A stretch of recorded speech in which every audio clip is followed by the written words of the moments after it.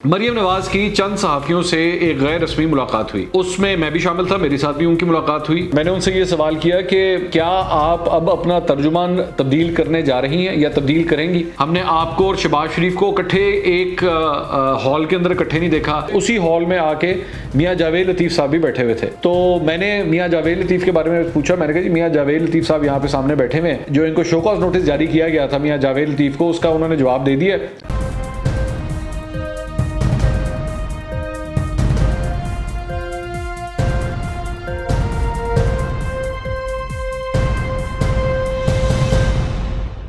अस्सलाम नाज़रीन, मैं हूं मंसूर अली खान। अपने YouTube चैनल के ऊपर आपको खुशामदीद कहूँगा। सबसे पहले आपसे दरख्वास्त के चैनल को सब्सक्राइब करना मत भूलिएगा और बेल आइकन ज़रूर प्रेस कीजिएगा। नाज़रीन, मुस्लिम लीग नून के हवाले से आज बड़ा एक इवेंटफुल दिन था और आज एक अदद प्रेस कॉन्फ्रेंस रखी गई थी मुस्लिम लीग नून की जानिब से। 2 बजे शहबाज शरीफ साहब ने बेसिकली प्रेस कॉन्फ्रेंस वो की। उस पर इन्वाइट किया गया था सब सहाफ़ियों को, एंकर पर्सनस को। मैंने भी वो प्रेस कॉन्फ्रेंस अटेंड की, लेकिन उसके ऊपर मैं बाद में आऊँगा। एक और जो डेवलपमेंट हुई वो ये हुई कि जब प्रेस कॉन्फ्रेंस ख़त्म हुई तो उस मौके के ऊपर शहबाज शरीफ साहब बाहर निकल रहे थे और मरियम नवाज साहिबा अंदर एंटर हो रही थी। मुस्लिम लीग का जो हेड ऑफिस, यहाँ पे हेडक्वार्टर्स जो बना हुआ है लाहौर के अंदर, वहाँ पर तो एक तो निकलते निकलते दोनों की आपस में मुलाकात हुई, जिसकी फुटेज भी आप देख सकते हैं। इसके ऊपर मरियम नवाज ने शहबाज शरीफ को ये कहा कि अब आप इंटरनेशनल सादिक और अमीन हो गए। बेसिकली लंदन के अंदर जो कुछ हुआ है उसके ऊपर वो ये कह रही थी। लेकिन उसके बाद मरियम नवाज की चंद सहाफ़ियों से एक गैर रस्मी मुलाकात हुई। उसमें मैं भी शामिल था, मेरे साथ भी उनकी मुलाकात हुई और काफ़ी देर के बाद ये मुलाकात हुई। कुछ चीज़ें जो थी वो ऑफ द रिकॉर्ड थी। वैसे तो पूरी discussion he of the record थी, लेकिन चूंकि उसमें से चंद बातें अब कोट हो चुकी हैं, मीडिया के ऊपर आ गई हैं, चंद चैनल्स ने जो है उसे कोट किया है, लेकिन वो फिर भी पूरी बात नहीं कर सके, क्योंकि उनमें से पहले हम लोग कोई तकरीबन 4-5 लोग बैठे हुए थे, लेकिन उसके बाद 4-5 लोग और आए। जो 4-5 लोग बाद में और आए वो बेसिकली चैनल्स के रिपोर्टर्स थे। तो उन्होंने जो चीज़ें डिस्कस हो रही थी वो उन्होंने चैनल्स के ऊपर चलाई, जो कि एक्चुअली ऑफ द रिकॉर्ड थी, लेकिन फिर भी उन्होंने चला दी। खैर एनीवेज, क्योंकि अब उन्होंने चला दी हैं और ये पब्लिक नॉलेज के अंदर है, इसलिए मैं अब आपके साथ वो चंद चीज़ों की डिटेल्स जो है वो मैं शेयर करने जा रहा हूँ। सबसे पहले जो गुफ्तगू चल रही थी जी मोहम्मद ज़ुबैर के हवाले से, वो मोहम्मद ज़ुबैर साहब के हवाले से सवाल मैंने ही किया था उनसे, मरियम नवाज साहिबा से। और मैंने उनसे ये सवाल किया कि क्या आप अब अपना तर्जुमान तब्दील करने जा रही हैं या तब्दील करेंगी। तो उस पर उन्होंने मुझसे सवाल किया कि आप ऐसा क्यों कह रहे हैं। तो मैंने कहा जी वो इसलिए क्योंकि ये जो रिसेंट एक स्कैंडल आया है उसके बाद ऑब्वियसली उनका नाम हर जगह गर्दिश कर रहा है, तो इस वजह से क्या आप उनको तब्दील करने के बारे में सोचेंगी। तो उसका उन्होंने मुझे स्ट्रेट फॉरवर्ड जवाब दिया कि मोहम्मद ज़ुबैर के साथ जो कुछ भी हुआ है, उन्होंने कहा मेरी उनसे बात हुई है। ज़ुबैर साहब ये फरमा रहे हैं कि ये सारा कोई डॉक्टर्ड है और फेक है और मुझे जो है वो टारगेट करने की कोशिश की गई है। और ये मैं खुद जानती हूँ इस बात को, ये मरियम साहिबा ने फरमाया कि मैं खुद जानती हूँ इस बात को कि मोहम्मद ज़ुबैर को पिछले 1.5 साल से टारगेट किया जा रहा था। 1.5 साल से टारगेट किया जा रहा था। मुझे इस बात की फ्रैंकली स्पीकिंग समझ नहीं आई कि क्या मतलब है इस बात का 1.5 साल से टारगेट किया जा रहा था, लेकिन वो ये कह रही थी कि उनको, उनके फैमिली मेम्बर्स को भी टारगेट किया जा रहा था। मैं इस बात को जानती हूँ।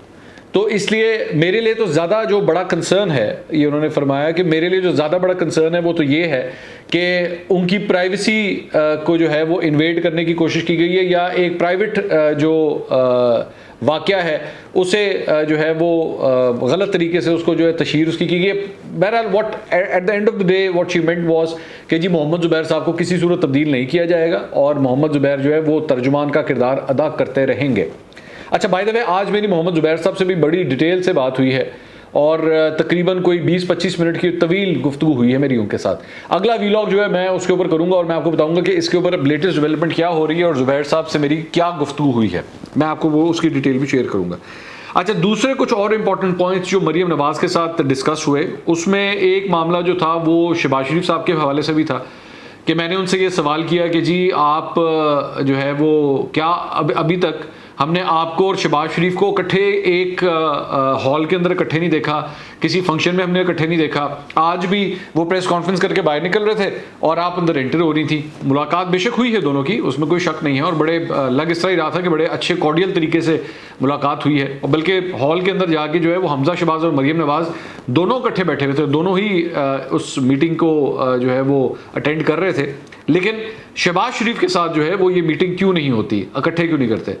उसका उन्होंने ये जवाब दिया कि जी ये बिल्कुल गलत तासुर है कि हम आपस में मिलते नहीं हैं, बल्कि हम बहुत मिलते हैं, हमारी आपस में काफ़ी मुलाकातें होती हैं। अब ज़रूरी तो नहीं है कि हमारी अगर फैमिली की आपसी मुलाकातें हैं तो वो मीडिया के सामने उसकी तरवीज होनी चाहिए या मीडिया को जो है वो नज़र आना चाहिए या वहाँ पे कैमरा होना चाहिए जब हमारी मुलाकातें हों।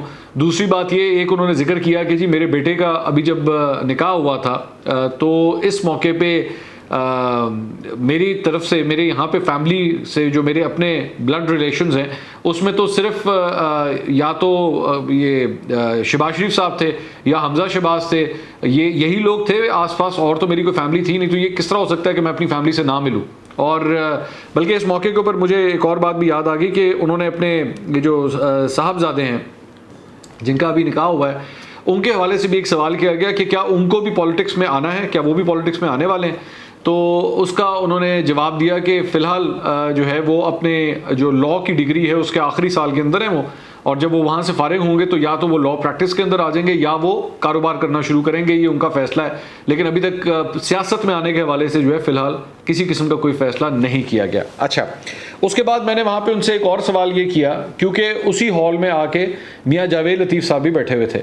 तो मैंने मियाँ जावेद लतीफ़ के बारे में पूछा, मैंने कहा जी मियाँ जावेद लतीफ़ साहब यहाँ पे सामने बैठे हुए हैं, तो क्या इन्होंने जो इनको शो कॉज नोटिस जारी किया गया था मियाँ जावेद लतीफ़ को, उसका उन्होंने जवाब दे दिया। 7 दिन का टाइम दिया गया था उनको जवाब देने के हवाले से।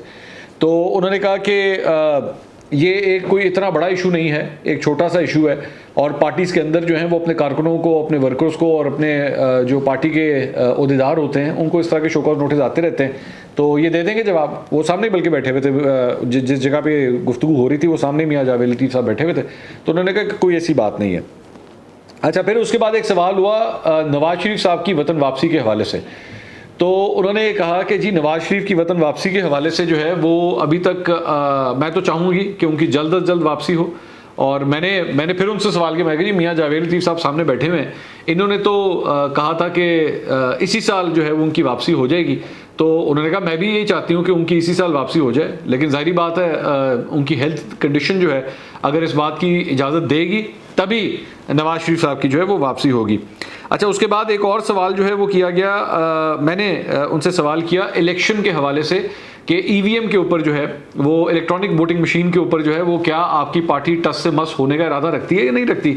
इसलिए क्योंकि हुकूमत ने ये फैसला किया है कि हम ज़रा थोड़ा सा अब लाइटर साइड के ऊपर जाएंगे और निगोशिएट करेंगे, गुफ्तगू शनीद करेंगे हम इलेक्शन कमीशन ऑफ पाकिस्तान के साथ, इसको बैठ के रिजॉल्व करने की कोशिश करेंगे। तो मैंने इस मौके पे उनसे एक और सवाल किया कि क्या आप लोग जो हैं वो इस सिलसिले में इलेक्ट्रॉनिक वोटिंग मशीन के सिलसिले में हुकूमत से कोई बातचीत करेंगी या नहीं। तो उन्होंने कहा कि मेरा अपना ज़ाती मौक़िफ़ ये है कि किसी सूरत भी इस हुकूमत से कोई डायलॉग नहीं होना चाहिए, चाहे वो इलेक्ट्रॉनिक वोटिंग मशीन के बारे में क्यों ना हो। तो मैंने कहा जी वो तो फिर जॉइंट सेशन बुला के, और अगर पाकिस्तान पीपल्स पार्टी को वो साथ में ला लेते हैं तो वो कोई ना कोई इस सिलसिले में तरमीम अगर करवानी होगी तो वो तरमीम भी करवा सकते हैं। तो उन्होंने कहा मेरा अपना ज़ाती मौक़िफ़ ये है कि ये एक इलिजिटिमेट और नाअहल हुकूमत है, इसके साथ किसी भी तरह किसी किस्म की कोई निगोशिएशन नहीं होनी चाहिए, ये उनका पॉइंट ऑफ व्यू था।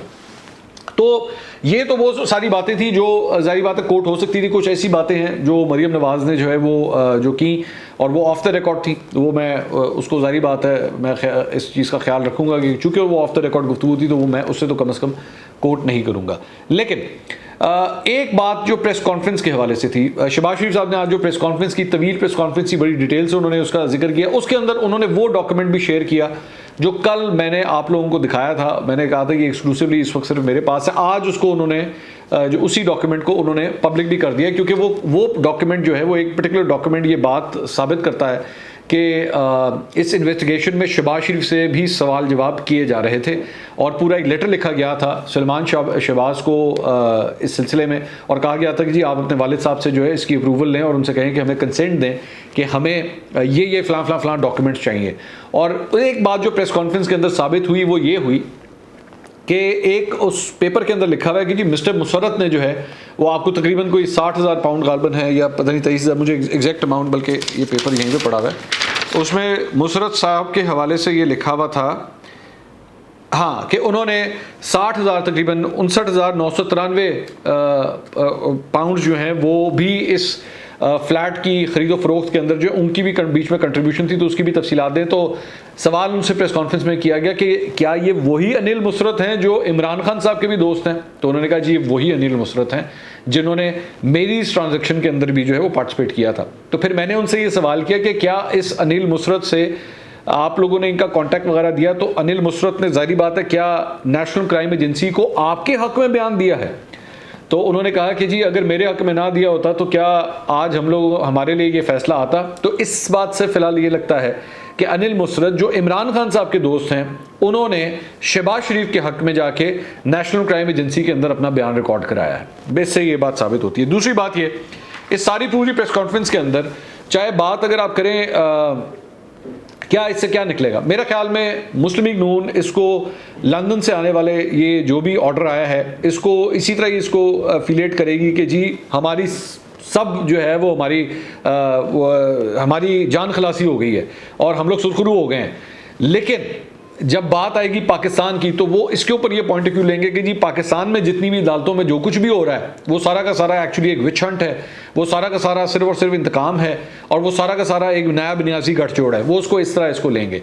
पाकिस्तान तहरीक इंसाफ की हुकूमत जो है वो बार बार ये कहेगी कि जी लंदन में जो कुछ भी हुआ है हमारा उसके साथ कोई लेना देना नहीं था, जबकि एक्चुअली इनका लेना देना हुआ है, इनकी भी कॉरेस्पॉन्डेंस हुई है नेशनल क्राइम एजेंसी के साथ। लेकिन वो अपने आप को उससे डिसएसोसिएट रखेगी उस पूरे प्रोसेस के साथ, क्योंकि अगर वो इसकी क्या कहते हैं इस सारे मामले की जो है वो अगर जिम्मेदारी लेने की कोशिश करती है, क्रेडिट लेने की कोशिश करती है, तो फेलियर के लिए भी आपको क्रेडिट लेना पड़ेगा। इसलिए पाकिस्तान तहरीक इंसाफ की हुकूमत जो है उस मामले से अपने आप को कोसों दूर लेके जाएगी, लेकिन पाकिस्तान के अंदर जो चलने वाली अदालतों के अंदर केसेस हैं उसको बार बार वो ज़रूर उठाएगी कि जी इसका जवाब दें, उसका हमारे साथ किसी किस्म का कोई ताल्लुक नहीं है। जबकि एक बात ध्यान में रखिएगा, वहाँ पे अभी एक और केस भी चल रहा है और वो चल रहा है वो इंग्लैंड का जो सहाफ़ी था जिसने अखबार के अंदर डेफिट के हवाले से जो एक खबर दी थी कि जी शहबाज शरीफ ने अलेजिडली उसके अंदर भी हेर फेर की हुई है, वो केस अभी भी चल रहा है। और उस केस के अंदर वो सारे शवाहिद वगैरह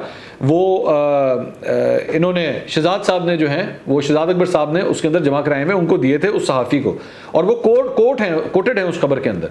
तो ये मामला अभी फ़िलहाल चल रहा है, वो मामला भी अभी चल रहा है, लेकिन हुकूमत की ये कोशिश है कि अपने आप को उस मामले से जो है वो ज़्यादा से ज़्यादा हम दूर रखें। अगले व्लॉग में दोबारा मुलाकात होगी। अल्लाह हाफ़िज़।